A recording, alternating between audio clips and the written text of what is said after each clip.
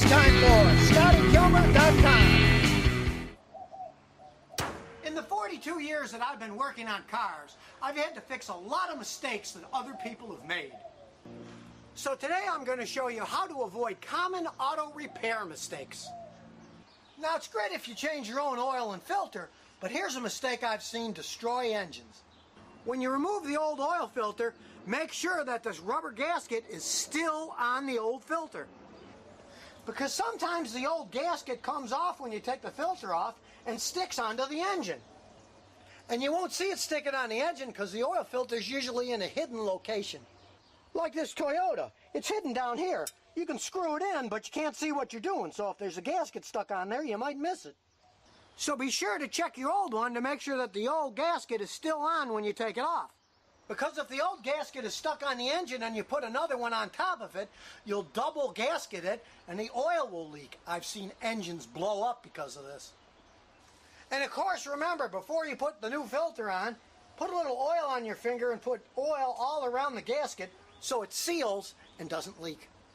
Then when you put the new filter on, not only will it not leak, but it'll be easier to take off the next time.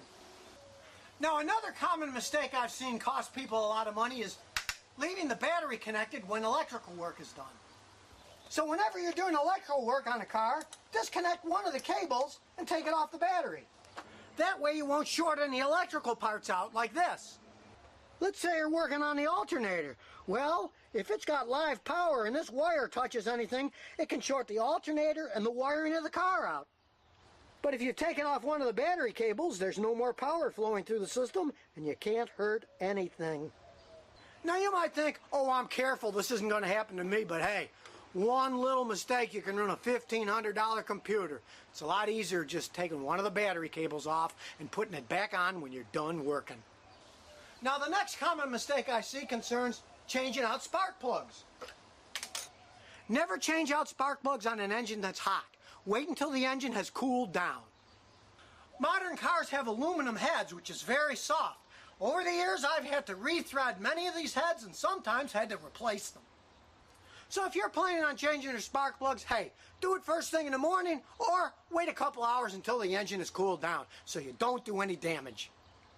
And if you want to do the job right, put some anti-seize lubrication on the threads of the spark plug before you put it back in the engine. Now the last common mistake I'm going to talk about is motor oil. Some people think that a heavier weight oil is better for their engine, like a 20 weight 50, instead of a 10 weight 40. Well, guess what? That's not true. Always look at your car and see what they suggest to use. In this Toyota it says use 10 weight 30 oil.